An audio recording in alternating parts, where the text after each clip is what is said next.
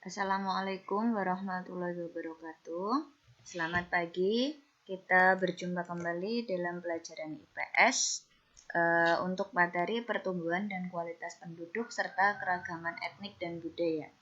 Sebelum kita mulai pelajaran hari ini, alangkah baiknya kita sama-sama berdoa agar pandemi COVID di dunia ini bisa segera berakhir dan kita bisa bersekolah lagi di madrasah kita tercinta MTS 6 Kediri. Berdoa mulai. Selesai. Untuk materi hari ini, saya akan menerangkan tentang pertumbuhan dan kualitas penduduk serta keragaman etnik dan budaya. Pertumbuhan penduduk adalah perubahan populasi sewaktu-waktu dan dapat dihitung sebagai perubahan dalam jumlah individu dalam sebuah populasi menggunakan per unit waktu untuk pengukuran. Lalu ada 3 jenis pertumbuhan penduduk. Yang pertama ada pertumbuhan penduduk alami, lalu ada pertumbuhan penduduk non-alami, dan yang terakhir ada pertumbuhan penduduk total. Untuk rumus perhitungan pertumbuhan penduduk alami yaitu menggunakan T sama dengan L dikurangi M. Lalu untuk pertumbuhan penduduk non-alami rumusnya T sama dengan I dikurangi E. Pertumbuhan penduduk total rumusnya T sama dengan dalam kurung L dikurangi M ditambah dalam kurung I dikurangi E.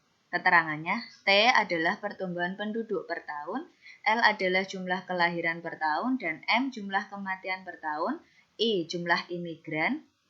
Imigran itu adalah orang yang melakukan imigrasi. E jumlah emigran. Emigran adalah orang yang melakukan emigrasi. Untuk misalnya nanti ada soal untuk perhitungan jenis-jenis pertumbuhan penduduk. Jika sudah diketahui L dan M atau I dan E-nya, kalian bisa langsung masukkan ke rumusnya. Misalnya nanti ada disuruh menghitung berapakah pertumbuhan penduduk jika kelahiran di suatu kota tersebut sebanyak 100 orang per tahun, lalu kematiannya 50 orang. Disuruh menghitung pertumbuhan penduduk alaminya. Tinggal memasukkan saja kalian. Berarti T sama dengan L dikurangi M. Tadi L yang saya contohkan ada 100 orang, berarti 100 orang dimasukkan ke L-nya. Lalu dikurangi M. M tadi kematiannya adalah sebanyak 50 orang. Berarti tinggal mengurangi 100 dikurangi 50 sama dengan 50. Berarti setiap tahunnya ada 50 orang yang meninggal di kota tersebut. Lalu untuk kualitas penduduk. Kualitas penduduk adalah tingkat kemampuan dalam usahanya untuk memenuhi kebutuhan hidupnya. Faktor-faktor yang mempengaruhi dari kualitas penduduk itu ada 4. Ini dia. Yang pertama tingkat pendidikan. Tingkat pendidikan ini pasti mempengaruhi karena antara orang yang berpendidikan hanya lulusan SD pasti berbeda dengan orang yang berpendidikan lulusan SMA atau mungkin dia kuliah dulunya. Yang kedua, faktor-faktor yang mempengaruhi kualitas penduduk adalah tingkat penghasilan. Tingkat penghasilan masing-masing individu pastinya berbeda.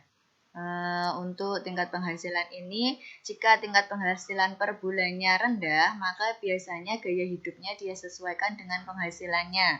Jika misalnya tingkat penghasilannya setiap bulannya tinggi, pasti gaya hidupnya juga akan lebih tinggi daripada yang berpenghasilan rendah.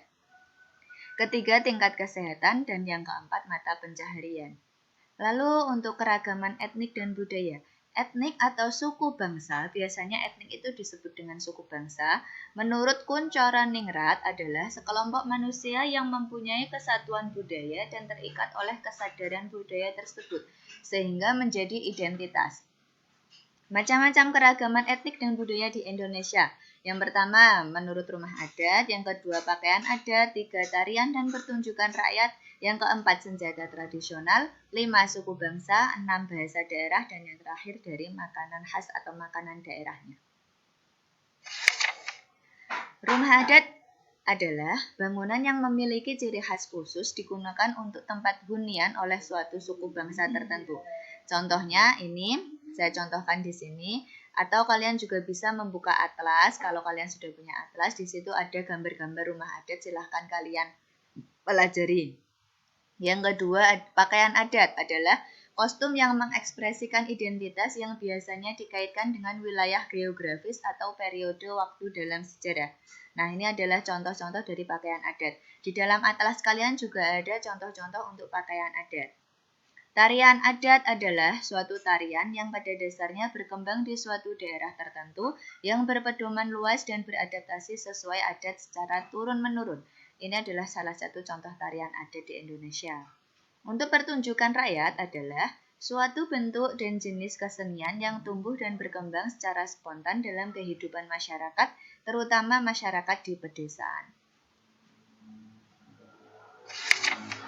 Nah, untuk senjata tradisional ini adalah produk budaya yang lekat hubungannya dengan suatu masyarakat. Biasanya ini digunakan untuk melindungi diri dari serangan musuh.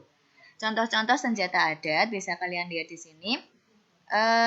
Di atlas kalian juga ada untuk contoh-contoh senjata tradisional. Lalu suku bangsa ini adalah golongan manusia yang anggota-anggotanya mengidentifikasikan dirinya dengan sesamanya. Biasanya berdasarkan garis keturunan yang dianggap sama. Banyak sekali suku bangsa yang ada di Indonesia. Kemudian untuk bahasa daerah. Bahasa daerah ini adalah bahasa yang dituturkan di suatu wilayah dalam sebuah negara berdaulat. Bahasa daerah banyak sekali di Indonesia. Bahkan di Jawa saja untuk bahasa daerahnya pun beragam. Ada bahasa krama, kromo inggil, kromo alus, terus ada ngoko. Kata aku saja untuk bahasa Jawa itu banyak sekali. Ada aku, ada kulo, dan lain sebagainya. Lalu yang terakhir makanan khas. Makanan khas ini adalah makanan atau minuman yang biasanya dikonsumsi oleh masyarakat tertentu dengan cita rasa khas yang diterima oleh masyarakat tersebut. Nah, ini adalah salah satu contoh makanan khas yang ada di Indonesia. Sama seperti yang kalau di Kediri ini biasanya makanan khasnya adalah pecel tumpang mungkin. Begitu. Nah, ini untuk tugas hari ini adalah mempelajari kembali materi tentang pertumbuhan dan kualitas penduduk serta keragaman etnik dan budaya di modul IPS mulai dari halaman 31 sampai halaman 38. Kemudian kalian sebutkan nama dan ciri-ciri dari rumah adat, senjata tradisional, dan pakaian adat dari daerah Jawa Timur. Kalian tulis jawaban kalian di buku tugas IPS. Lalu jika sudah selesai, kalian foto jawaban tersebut dan kalian kirimkan ke link yang sudah saya sediakan.